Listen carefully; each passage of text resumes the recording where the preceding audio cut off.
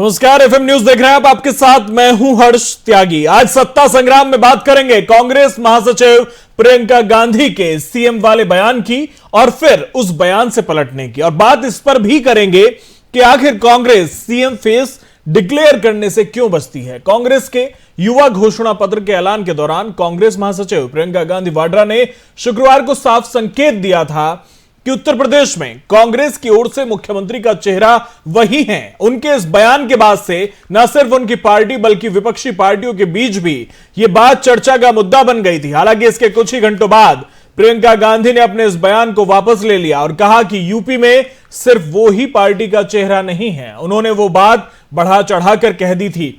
नई दिल्ली में कांग्रेस मुख्यालय पर उत्तर प्रदेश चुनाव के लिए युवा घोषणा पत्र जारी करते वक्त जब पत्रकारों ने प्रियंका गांधी से यह पूछा कि यूपी में कांग्रेस की ओर से सीएम का चेहरा कौन होगा, तो उन्होंने कहा कि क्या आपको उत्तर प्रदेश में कांग्रेस की तरफ से कोई और चेहरा दिखाई देता है। उसके बाद प्रियंका ने कहा कि पार्टी ही फैसला करती है कि राज्य में मुख्यमंत्री पद का चेहरा कौन होगा और कुछ राज्यों में अभी कोई फैसला नहीं हुआ है। मैं ये नहीं कह रही हूं कि मैं ही चेहरा हूं, वो तो मैंने थोड़ा बढ़ाकर कह दिया था क्योंकि बार बार आप लोग यही सवाल करते हैं। तो इसी पर हम चर्चा करेंगे कि पहले खुद को सीएम फेस डिक्लेयर किया, उसके बाद अपने बयान को वापस ले लिया, तो आखिर क्या वजह रही कि प्रियंका गांधी ने इस तरह की बयानबाजी की और उसके बाद अपने बयान को वापस लिया।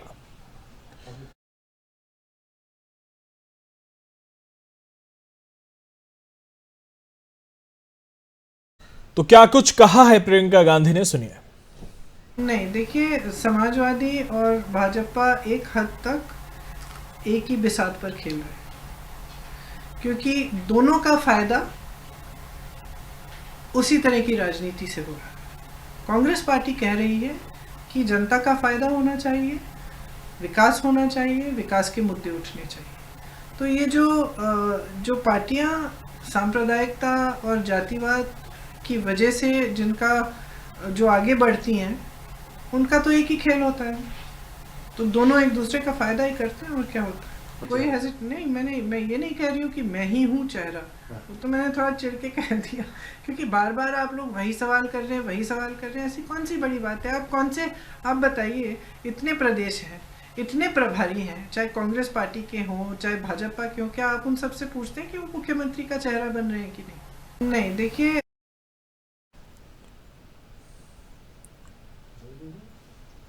और इसी पर हम बातचीत करेंगे। बातचीत के लिए हमारे साथ बीजेपी प्रवक्ता संदीप दुबे जी हैं। बहुत बहुत स्वागत है आपका एफएम न्यूज में संदीप जी।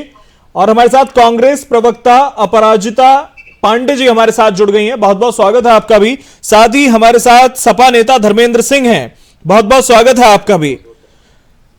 सबसे पहले अपराजिता जी, आपसे ही सवाल है मेरा कि पहले खुद को सीएम फेस डिक्लेयर करती हैं, इशारों में बहुत कुछ कह देती हैं, उसके बाद अपने बयान से पलट जाती हैं प्रियंका गांधी, क्या वजह रही? कोई ना यहाँ पे पलट रहा है ना इशारों में कुछ कह रहा है। प्रियंका गांधी जी का साफ कैंपेन है जो हमारा आप सभी जानते हैं, लड़की हूँ लड़ सकती हूँ। साफ उनकी जो राजनीतिक इच्छा शक्ति है कि युवा आगे आए, महिलाएं आगे, वो जो पहली लिस्ट निकली है उत्तर प्रदेश में, आपने देखेंगे जो उन्होंने कहा वो करके दिखाया। 40% टिकट महिलाओं और युवाओं को दिए गए। लड़ाई उत्तर प्रदेश में मुद्दों पे लड़ी जाती है। कांग्रेस पार्टी कभी ये नहीं करती कि बात करे विकास की और काम करे ध्रुवीकरण की। कांग्रेस पार्टी का मोटो ऑपरेंडी कभी भी नहीं रहा है। यहाँ तक चीफ मिनिस्टर की बात है, कांग्रेस पार्टी हमेशा इलेक्शन जीतती है और फिर चीफ मिनिस्टर कैंडिडेट डिक्लेयर करती है जो पार्टी के अनुसार हो, जो कि जनता के अनुसार हो, जो लोग चाहे। वो कांग्रेस पार्टी का हमेशा से रहा है। तो कोई बात से पलटने की तो यहाँ पे कोई बात। लेकिन अपराजिता जी, आपने बयान सुना है प्रियंका गांधी का। पहले वो कहती हैं कि क्या आपको उत्तर प्रदेश में और कोई चेहरा दिखाई दे रहा है, उसके बाद इसका क्या माना जाए? इसका मतलब सीधा सीधा सा है कि वो खुद अपने आप को चेहरा मान रही हैं।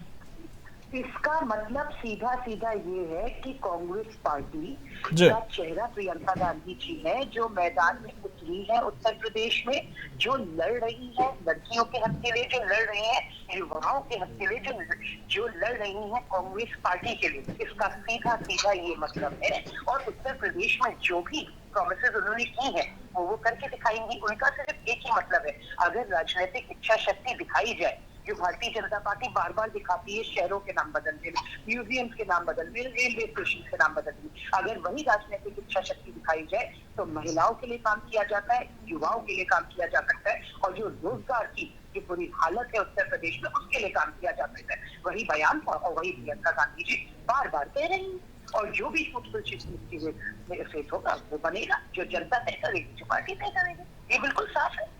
लेकिन अपराजिता जी, क्या वजह होती है कि कांग्रेस हमेशा सीएम फेस डिक्लेयर करने में पीछे होती है, कहीं भी सीएम फेस डिक्लेयर नहीं करती है? किसी भी राज्य को आप देख लीजिए।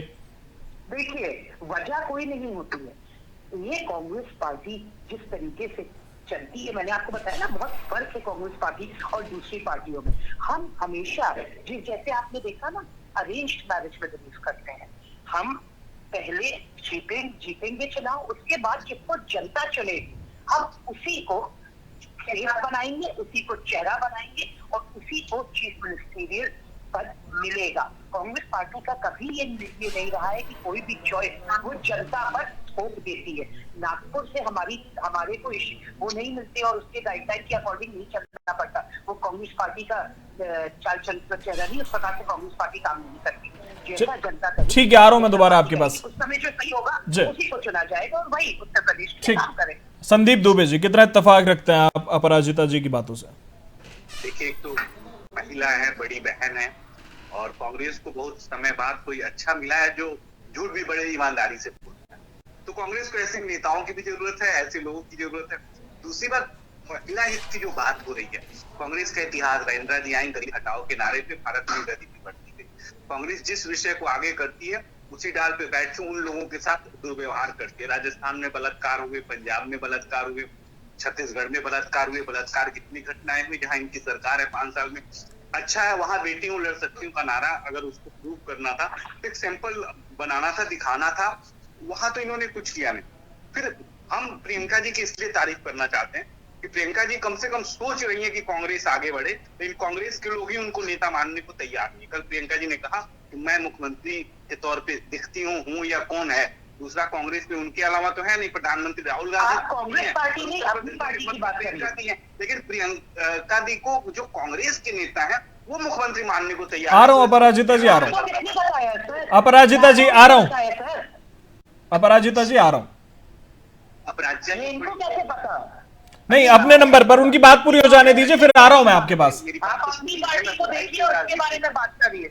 ठीक है, ठीक है जी। संदीप जी, बात पूरी कीजिए। आप भी मेरे बड़े भाई हैं, बस यहाँ पे भ्रम तो मत फैलाइए। तो मैं सिर्फ इतना कहना चाहता हूँ, देखिए, बिना नीति के और बिना नियत के और बिना नेता के, क्योंकि इंदिरा इज इंडिया। अपराजिता जी, आ रहा हूं मैं आपके पास। अगर देश में किसी ने दिया तो कांग्रेस ही थी। कांग्रेस कैसे भूल जा रही कि आज भी उसके नेता राहुल गांधी जी हैं, प्रियंका जी नहीं है। तो कांग्रेस पहले अपने नेतृत्व तो तय तो करे। इतनी लोकतांत्रिक बात करने से पहले जो लोग लोकतांत्रिक प्रक्रिया अपनाते हैं, बात करते हैं, उन्हें अपने अंदर के लोकतंत्र को समझना होगा, जानना होगा। मैं साफ साफ कहता हूँ, इस देश में एक ही लोकतांत्रिक पार्टी है, भारतीय जनता पार्टी। चलिए ठीक है, धर्मेंद्र आ रहा हूँ दोबारा आपके पास। पहले धर्मेंद्र जी के पास, फिर अपराजिता जी आपसे कमेंट लूंगा। धर्मेंद्र जी, लेकिन कांग्रेस चूंकि रिमोट कंट्रोल पे चलती रही है तो उसको पता है कि सारा काम ही रिमोट कंट्रोल। ठीक है संदीप जी, आऊंगा दोबारा आपके पास। पहले धर्मेंद्र जी से फर्स्ट कमेंट ले लेते हैं। अपराजिता जी और संदीप जी अपनी बारी में। धर्मेंद्र जी, ठीक है संदीप जी, अपराजिता जी, पहले धर्मेंद्र जी से, उसके बाद धर्मेंद्र जी।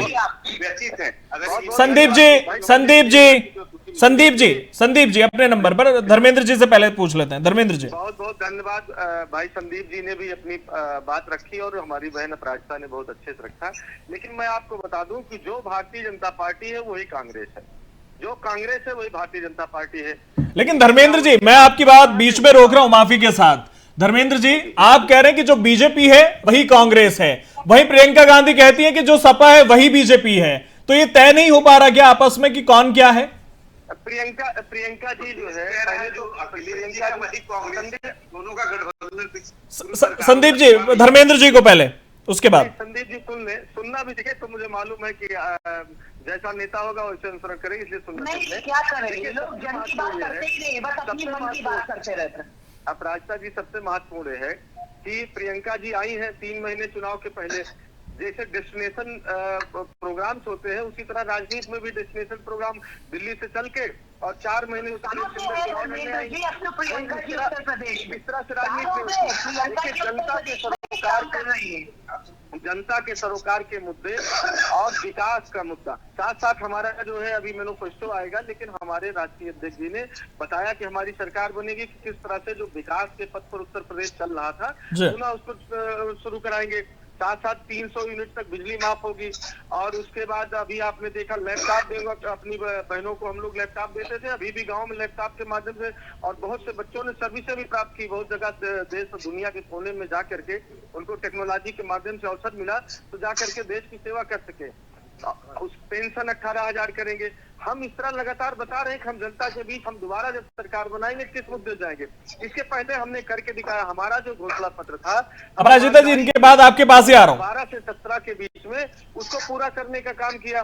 गाँव का विकास, महिलाओं का विकास, अच्छा, बच्चों का विकास, गाँव का विकास हुआ, महिलाओं का विकास हुआ। नहीं, साथ अभी प्लीज साथ 17 से जो 5 साल अभी भारतीय जनता पार्टी की सरकार रही, ईमानदारी से बता दें, बिजली इनका महत्वपूर्ण चीज है। एक भी नया बिजली घर बनाया हो तो बता दें और 12 से 17 में देख लें बिजली उत्पादन कितना बढ़ा। धर्मेंद्र जी, बिजली को लेकर आप बार बार सवाल उठा रहे हैं और आपके जो नेताजी हैं वो भी कह रहे हैं कि 300 यूनिट बिजली फ्री देंगे, लेकिन 2012 से 17 तक आपकी सरकार रही। पश्चिमी उत्तर प्रदेश के कितने ऐसे जनपद हैं जिनमें 3-3 घंटे लाइट आती थी पूरे समय में, 3-3 घंटे, और अगर लाइट खराब हो गई है तो एक हफ्ता सही नहीं होती थी। तो मेरा सवाल यहां पर यह है कि वो जनता कैसे विश्वास करे जिसे 3 घंटे लाइट नहीं मिलती थी कि उसे 300 यूनिट बिजली फ्री मिल जाएगी। उसी विषय पर आ रहा हूँ कि 12 से पहले जो 12 से 17 के बीच में कम से कम 6 ऐसे बिजली घरों का एक्सटेंशन हुआ। कहीं 3,000 मेगावाट, कहीं 6,000 मेगावाट बिजली का उत्पादन बढ़ाया गया। 330 केबी के पावर हाउस बने, हर तहसीलों पर पावर हाउस बने, डिस्ट्रीब्यूशन लाइन ठीक किया। उसका परिणाम रहा कि आज बिजली ज्यादा मिल रही है। कोई भी एक बिजली घर का नाम भारतीय जनता पार्टी ईमानदारी से बता दे कि 17 से लेकर के आज 22 शुरू हो गया, एक भी बिजली घर का एक्सटेंशन किया हो, नया बिजली घर बनाया हो। चलिए ठीक है अपराजिता जी, ईमानदारी से मैं बता रहा हूँ कि 12 से 17 के बीच कोई भी कार्य करने में 2-4 साल लगता है। ठीक है, बिजली में आमूल जो परिवर्तन किया, बहुत सुधार किया आदरणीय अखिलेश यादव जी ने, जिसका परिणाम है कि आज उत्तर प्रदेश में लोग बिजली पा रहे हैं। मैं तो कह रहा हूँ कि हम लोग जानते हैं किस तरह से डिस्ट्रीब्यूशन होगा, किस तरह से प्रोडक्शन बढ़ा जाएगा, लाइन लॉस कम किया जाएगा। हम ईमानदारी से कह रहे हैं कि सरकार में आने। ठीक है धर्मेंद्र जी, मैं आ रहा हूँ दोबारा आपके पास। अपराजिता जी, 300 यूनिट बिजली देंगे, 22 लाख लोगों को टेक्नोलॉजी के माध्यम से। ठीक है धर्मेंद्र जी, ठीक है, अभी से हम लोग आपको रोड मैप भी दे रहे हैं किस तरह करके बताएं। चलिए ठीक है अपराजिता जी। देखिए, उत्तर प्रदेश की जनता और महिलाएं थक गई है खोखली योजनाएं, खोखली घोषणाएं और इनकी जुमलों से, चाहे वो सपा हो चाहे वो भाजपा हो। निराशा ही हाथ आई है महिलाओं की और उत्तर प्रदेश के निवासियों की। अब देखिए, संदीप जी ने बहुत बातें की, उसमें से सबसे से हास्यास्पद ये था कि ये बोलते भारतीय जनता पार्टी एक लोकतांत्रिक पार्टी। और भारत का हर इंसान जानता है कि ये कितनी लोकतांत्रिक पार्टी है और किस प्रकार से इसमें 2 लोग सरकार चलाते हैं और नागपुर से जो भी डिसीजन आ जाता है इसको मानना पड़ेगा। वो कांग्रेस पार्टी में नहीं होता। फिर इन्होंने कुछ यहाँ पे जो गलत बातें कहे हैं आपके माध्यम से सबको बतानी चाहिए। बार-बार कहते रहे, इनकी अक्सर आदत है, आज की तो बात करते ही नहीं क्योंकि इनको रिपोर्ट कार्ड तो टोटल फेल है, तो ये बात करते क्या। अब ये जब बात करते थे गरीबी की, तो आपको मैं बता दूं संदीप जी, जब यूपीए की सरकार थी तो उस काल में गरीबी का आंकड़ा सबसे ज्यादा कहाँ था भारत में, सबसे ज्यादा पॉवर्टी तब लेसन की थी। तो हमें हमेशा फैक्ट और फिगर से बातें करनी चाहिए, ना कि हम कुछ भी बोलते जाए और सोचे की जनता बहुत स्मार्ट है, सबको पता है कि ये सच्चाई और क्या आंकड़े।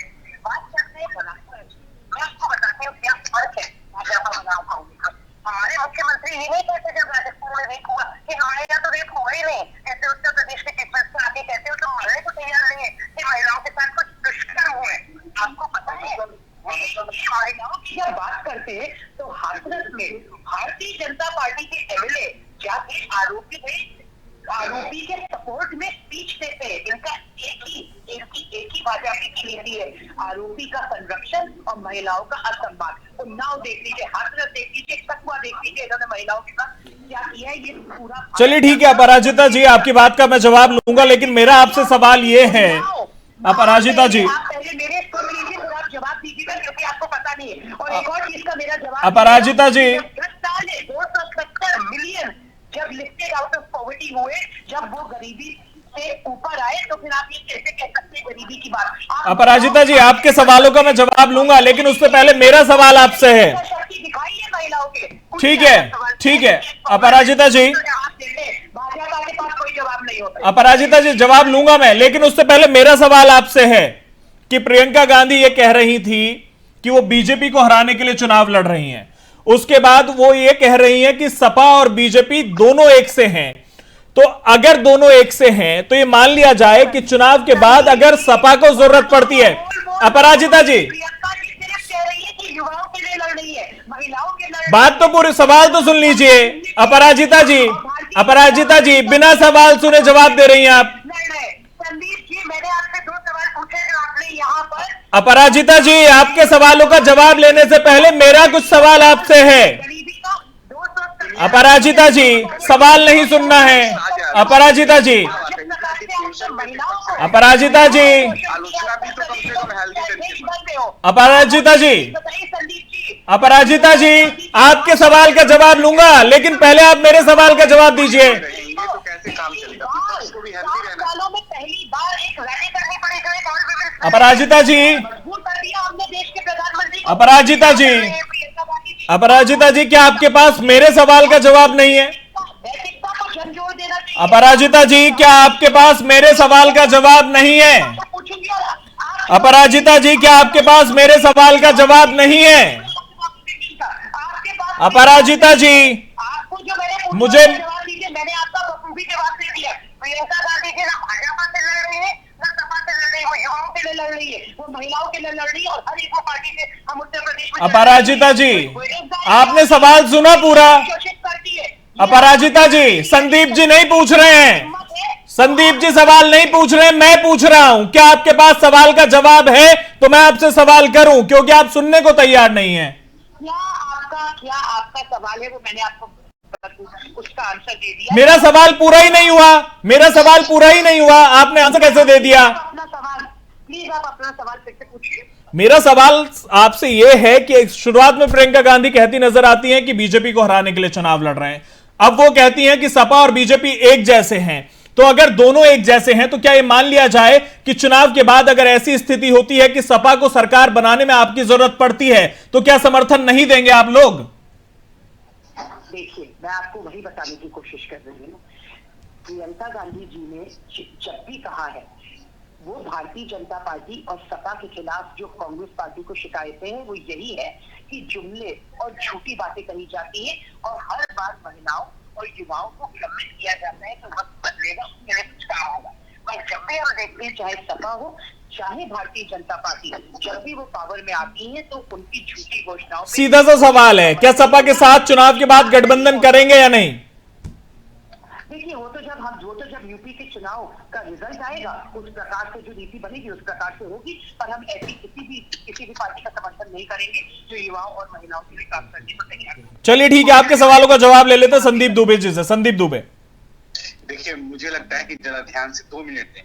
जी, 34,80,000 लघु उद्योग उत्तर प्रदेश में यशस्वी मुख्यमंत्री योगी आदित्यनाथ जी ने 5 साल के कार्यकाल के साथ की। लगभग मैंने भी 2 प्रश्नों का उत्तर दे दीजिएगा संदीप जी जो मैंने आपसे पूछे थे। मैं सुनिए ना, मैं दे रहा हूँ ना। आप बुराई करेंगे तो बुराई का तो जवाब अच्छाई से देना पड़ेगा ना। बुराई नहीं है, बुराई नहीं है। जो आपने कहा इंदिरा गांधी जी तक आप ले गए, तो मैंने आपसे फैक्ट्स पे 2-3 सवाल पूछे, उसका उत्तर मैं देखिए, मैं प्रियंका जी की ना बड़ाई कर सकता हूँ ना बुराई कर सकता हूँ ना।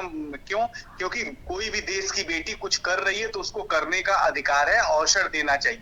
मैं इस नीति का आदमी, लेकिन मुझे जो है काम तो करने दीजिए, अपनी बात तो रखने दीजिए। मैं कभी कांग्रेस और किसी दल के नेता और उसके विचारधारा की बुराई नहीं करता। मैं तो कहता हूँ आप लोग खुश रहिए, हंसिए, एक हेल्दी विपक्ष होना चाहिए जो हमेशा उसको आशीर्वाद मिलता रहे और खुशी पूर्वक अपना प्रश्न पूछता रहे, अच्छा लगेगा जनता को।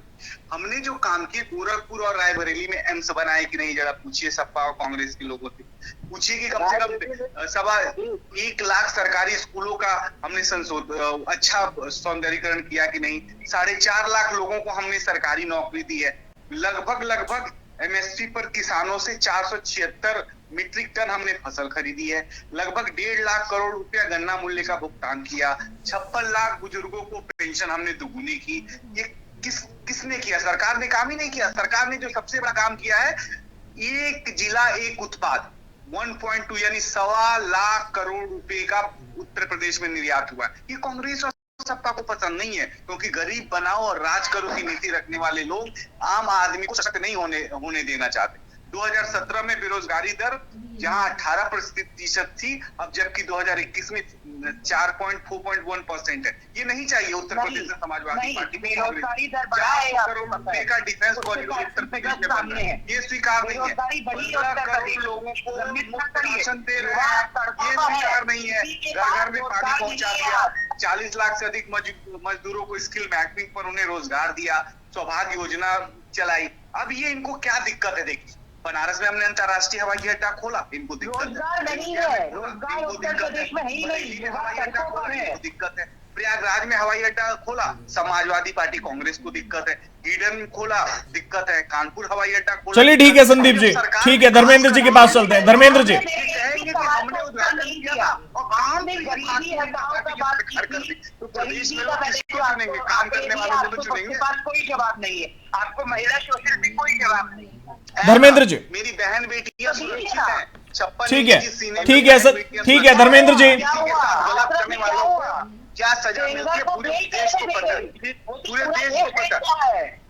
और आप देखिए, आप एक बेटी होकर, आप देश की महिला होकर इतनी सशक्त तरीके से अपनी बात रखते हैं, इसको आप महिला सशक्तिकरण नहीं मानते। चलिए ठीक है, ठीक है, ठीक है धर्मेंद्र जी, देखिए धर्मेंद्र जी के पास, हम तो आपकी तारीफ कर रहे हैं, पहली बार कोई अच्छा बोलने वाला मिला है। ठीक है धर्मेंद्र जी, क्या आप कांग्रेस से गठबंधन करेंगे अगर आपको जरूरत पड़ती है? हमारी बहन को चुप चाहिए तो मैं कुछ बोलूं। अपराजिता जी, धर्मेंद्र जी काफी वक्त से इंतजार कर रहे हैं। ठीक है संदीप जी, अपराजिता जी, समय का अभाव है मेरे पास, समय का अभाव है मेरे पास। संदीप जी, अपराजिता जी, ठीक है, ठीक है। धर्मेंद्र जी, अगर जरूरत पड़ती है सरकार बनाने में कांग्रेस की, तो क्या कांग्रेस से गठबंधन करेंगे चुनाव के बाद? देखिए सबसे महत्वपूर्ण ये है कि हाइपोथेटिक प्रश्न है और कोई जरूरत नहीं है किसी भी पार्टी की। हमारा गठबंधन लड़ रहा है और हम प्रचंड बहुमत से 2022 में उत्तर प्रदेश की सत्ता में आने जा रहे हैं और जनता से किए वादे पूरा करने जा रहे हैं। हम संदीप जी को बताना चाहते हैं कि 2017 में भारतीय जनता पार्टी कुछ वादे करके जनता के बीच आई थी। बड़ी सफाई से कह रहे हैं, मैंने एम्स होता है, रायबरेली का एम्स जमीन समाजवादी पार्टी ने दी थी और यूपीए सरकार का प्रोजेक्ट था, सोनिया गांधी का लाया हुआ प्रोजेक्ट था और उस समय काफी काम पूरे हो गए थे। मैं एक पर्टिकुलर काम बता करके मैं उस पर नहीं जाऊंगा। इन्होंने कहा बनारस में अंतर्राष्ट्रीय बहन जी, बनारस हवाई अड्डे की बात इन्होंने कहा। बनारस हवाई अड्डा क्या योगी जी के आने पहले नहीं था क्या कानपुर हवाई अड्डे के नाम लिया कितनी जहाजें चल रही, बता पाएंगे क्या संदीप जी? हाँ, मैं ये कहता हूँ कि इन्होंने वादा किया था किसानों को कर्ज माफ करेंगे, बता दे कितना माफ किया। इन्होंने कहा था कि लैपटॉप दूंगा और फ्री 5 GB या कितना GB डाटा दूंगा, क्या उसको इन्होंने दिया? छात्रों को नहीं दिया। इन्होंने कहा था 1 करोड़ रोजगार दूंगा, क्या दिया? इन्होंने नहीं दिया। आज पकौड़ा तलने को भी रोजगार इनके जिस तरह नेता ने कहा था उसी तरह गिन के बताते, जो मनरेगा योजना में जिनके खाते में काम जा रहा है, तालाबों में सड़कों पर काम करने वाले लेबरों को रोजगार से जोड़ते हैं। कितनी घटिया सोच है, मुझे तो शर्म आती है। हाँ, झूठ को किस तरह फैलाया जा सकता है, किस तरह से ध्रुवीकरण के वोट लिया जा सकता है, इसमें माहिर है। लेकिन उत्तर प्रदेश की जनता पूरी तरह चालाक हो गई, पूरी तरह समझ गई है इनके झूठे वादों को। इन्होंने 15 लाख देने का कहा था, क्या कहा बाद में, क्या कहा इनके राष्ट्रीय अध्यक्ष जी ने तत्कालीन? ये तो एक जुमला है। आज भी जो ये वादे कर रहे हैं ये उसी तर्ज पे कर रहे हैं कि ये बाद में कह देंगे जुमला है। बिजली की बात हो, सड़कों की बात हो, चाहे एक्सप्रेस वे की बात हो, चाहे मेट्रो की बात हो, केवल इन्होंने फीते पर जाकर के फीता काटने का काम किया। जो हमारी योजनाएं थी उसके पत्थर के ऊपर अपना चिपकाने का काम किया है। इसको पूरे प्रदेश की जनता जान रही है। हाँ, हम जो वादा करके चुनाव में आए हैं, जिन वादे के तहत फिर दोबारा चुनाव लड़ने का हमारा घोषणा पत्र जारी होगा, तो मैं इसी मंच के माध्यम से उत्तर प्रदेश की जनता को विश्वास दिलाता हूं कि जब 2012 में हम जो घोषणा पत्र लेके आए थे उसको 100% पूरा करने का काम हमने किया था। उसी तरह से इस बार भी जब हमारी सरकार बनेगी तो वो सारे चीजें जो जनता से हम वादा करके चुनाव में आएंगे उसको पहले ही कैबिनेट में पूरा करने का काम आ रहा हूं अपराजिता जी, और उसका रोड मैप भी दे रहे हैं। ठीक है अपराजिता जी। देखिए, अभी जो दुबे जी ने कहा उसका मैं आपको बता दूं, सीएमआई की रिपोर्ट है, हम नहीं कह रहे, सीएमआई की रिपोर्ट है अप्रैल 2021 का। बेरोजगारी दर जो ये बता रहे थे कम हुआ है, नहीं, वो बढ़ा है 11.4 से। आप पूरे देश का बता रही हैं, इसमें राजस्थान जुड़ा हुआ है, छत्तीसगढ़ जुड़ा हुआ है, पंजाब जुड़ा हुआ है। सच्चाई मैं आपको बताती हूँ, सच्चाई मैं आपको बताती हूँ। पार्लियामेंट्री लोग थोड़ा सा अच्छे से पढ़ते हैं। 80%, वो तो आप नहीं पढ़ते, आप गरीबी का आंसर दे दीजिए, आप गरीबी हटाओ की बात कर रहे थे। इंदिरा गांधी की समस्या इस देश में कोई गरीब नहीं रह गया, कोई भूखे नहीं मर रहा है। कांग्रेस के जमाने में लोग भूखे मरते थे, एक समय रोटी मिलती थी, दूसरे समय सरकार कहती थी कि भाई रोटी नहीं दे पाऊंगी। ये छुपा नहीं है इस देश से।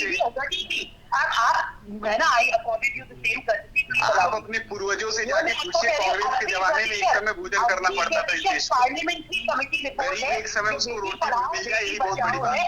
वो सिर्फ आज एडवर्टाइजमेंट नहीं में मर रहा। यूज हुआ, इश्तिहारों में यूज हुआ। इनके जो मुख्यमंत्री हैं, इनका मैं आपको बताती हूँ, उत्तर प्रदेश चुनाव के लिए सिर्फ एक ही बात है जो अभी आपको इन्होंने भी कहा, फिर बात करेंगे विकास की, काम करेंगे ध्रुवीकरण का। वो आपने देख लिया, इनके मुख्यमंत्री जब कहते हैं 80 और 20 का गेम है, तो ये है असली चाल चरित्र भारतीय जनता पार्टी का। इनके पास रिपोर्ट कार्ड में विकास को दिखाने के लिए कुछ भी नहीं है, तो ध्रुवीकरण करते हैं। ये आपके मुख्यमंत्री ने कहा नहीं कहा है, कहा है ना, बुराई की तो बुराई, आप बुराई करेंगे कैसे, आप बुराई करेंगे कैसे, क्योंकि सबको पता है कि काम अब किया, आपका पर्दा फाश हो गया है, औलाद है, सबको पता है। आपको बता दिया ना, आपको अभी बता दिया ना, हमारे सपा के फ्रेंड ने अभी आपको मित्र ने बता दिया, हमने किया ना, हमारा एजेंडा काशी विश्वनाथ कॉरिडोर बनाया। और देखिए ये लोग क्या राम मंदिर नहीं बनेगा, राम मंदिर नहीं बनेगा, हमने राम मंदिर बनाया। चलिए ठीक है, ठीक है, समय का अभाव है अपराजिता जी, ठीक है संदीप दुबे जी, चलिए ठीक है, बहुत बहुत शुक्रिया अपराजिता जी, बहुत बहुत शुक्रिया संदीप दुबे जी, और बहुत बहुत शुक्रिया धर्मेंद्र जी आपका हमारे साथ इस चर्चा में जुड़ने के लिए।